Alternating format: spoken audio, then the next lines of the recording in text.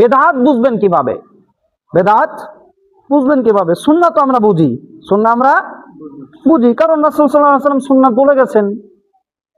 এই যে মসজিদে ঢুকে 2 রাকাত সুন্নাত পড়ো, মেসাক করো সুন্নাত করো, নামাজ পড়ার সময় টুপিটা ব্যবহার করো, এটা সুন্নাত। এরপরে কি আরো যে সুন্নাত গুলো আছে আনুষঙ্গিক, ইফতার করা খেজুর দিয়ে সুন্নাত, ইত্যাদি ইত্যাদি ইত্যাদি ইত্যাদি। সুন্নাত গুলো কিন্তু আমাদের সামনে স্পষ্ট, সুন্নাত গুলো স্পষ্ট। তাহলে বেদাত বুঝবো কিভাবে? বিপদ না? বেদাত তো আর রাসূল সাল্লাল্লাহু আলাইহি ওয়াসাল্লাম বলে যায় নাই যে এইটা বেদাত, এইটা বেদাত, এইটা বেদাত, বলে গেছেন?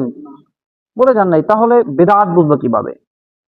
বেদাত বোঝার মূলনীতি হলো যে এমন কোনো কিছু ইবাদত হিসাবে নতুন যুক্ত হয়, সেটাই হলো বেদাত।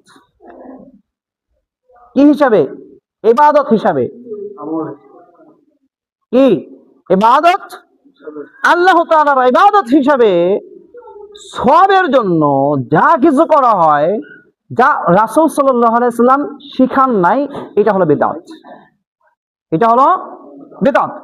মানে এমন কিছু শিখানো হয়, এমন কোন আমল করা হয় যা রাসূল সাল্লাল্লাহু আলাইহি সাল্লাম করেন নাই, সাহাবীগণ করেন নাই, করতেও বলেন নাই, এটা সুন্নাত না।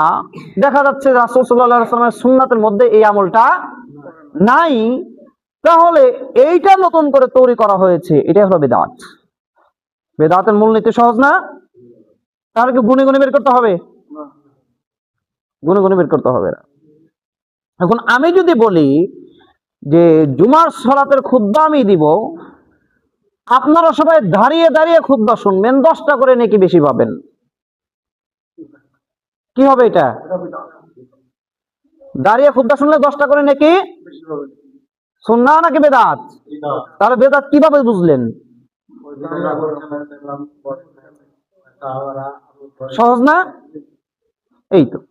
তাহলে সুন্নাত হলো খুঁজে বের করে করে আমল করতে হয়, আর বেদাত খুঁজতে হয় না, কি না?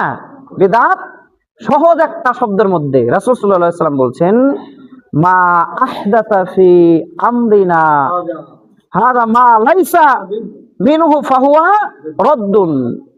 যেই ব্যক্তি আমাদের এই দ্বীনের মধ্যে এমন কিছু যুক্ত করে যা আমার মধ্যে, সুন্নাহর মধ্যে ছিল না, তা বিদআত, তা প্রত্যাখ্যাত, তা কুল্লু মুহদাসাতিন বিদআ।